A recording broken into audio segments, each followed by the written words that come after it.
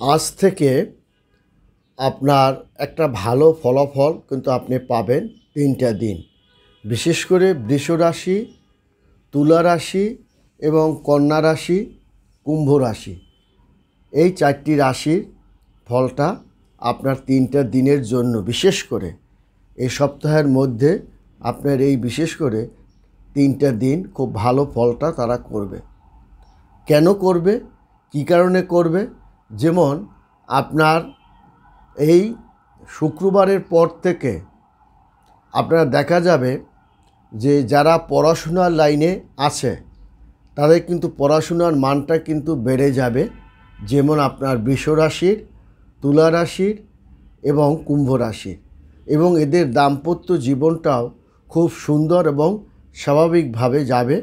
এবং আপনার যাদের দাম্পত্য একটু কলহ বা বিবাদ বা ঝগড়াঝাটি আছে তারাও কিন্তু আজকে এই কয়টা রাশির জন্য তাদের ভালো যাবে। এবং এমনকি অনেক পুরানো যে স্বামী স্ত্রীর মধ্যে মতপার্থক্য সেটাও তারা ভালো করতে পারবে। এবং আপনার বিশেষ করে প্রিয়জনের কাছ থেকে আপনার যে একটা আঘাত পেতে পারেন সেটাও কিন্তু আছে, একটু মানসিক কষ্ট, এবং প্রিয়জনের কাছ থেকে একটু মানসিক আপনার একটু কষ্ট আপনার পেতে পারেন। আর একটা হলো যেটা হলো আপনার বিনিয়োগের ক্ষেত্রে অর্থ যদি বিনিয়োগ করতে চান তাহলে সেই জায়গাটা একটু বিচার বিশ্লেষণ করে এবং চিন্তা ভাবনা করে কাগজপত্র ঠিকঠাক করে আপনার অর্থ বিনিয়োগটা আপনি করবেন। এবং শরীরটা কিন্তু বিশেষ করে আপনার প্রিয়তমা শরীরপাতিটা ভালো যাবে না, বা সন্তানপাতি শরীরটা নিয়েও আপনার একটু মানসিক একটা চাপের মধ্যে থাকতে পারেন, এবং আপনার সন্তান পড়ে গিয়েও আঘাত প্রাপ্ত হতে পারে, কিংবা কাটা ছিঁড়ারও একটা ভয় আছে। এই আপনার 4টে রাশি, কোন 4টে রাশির? বৃষ রাশির, তুলা রাশি এবং আপনার কন্যা রাশি, কুম্ভ রাশি। এই 4টে রাশির আপনার দাম্পত্যের একটু দেখা যাবে তাদের দাম্পত্য জীবনটা সুখের গেলেও অনেক কারণে সংসারের অন্য ব্যক্তিদের কারণে আপনাদের মনের মধ্যে একটু অশান্তি সৃষ্টি হতে পারে, সেদিকেও একটু লক্ষ্য রাখবেন। শরীরপাতিটা একটু খারাপের দিকে যাবে, সন্তানদের আপনার পড়ে গিয়ে আঘাত, কাটাছিঁড়া, বা আপনার কাটাছিঁড়া বা একটু অগ্নির ভয় বা আপনার জলের ভয় কিন্তু একটু আছে, সেদিকে লক্ষ্য রাখবেন। আর ব্যবসায়িক যে আলাপ আলোচনাটা করছেন সেটা কতটুকু আপনার অনুকূলে হবে সেইটা আগে দেখে নিতে হবে। নিজের পরের স্বার্থ না দেখে নিজের স্বার্থটা আগে দেখুন। আপনার নিজের স্বার্থটা অক্ষুণ্ণ রেখে তারপর আপনার পরের কথা আপনার ভাবতে হবে। আপনি সাহায্য করুন, অসুবিধা নেই, কিন্তু আপনার এই মুহূর্তে সাহায্য করার মতো অবস্থা আছে কি না সেটাও আপনি লক্ষ্য রাখুন।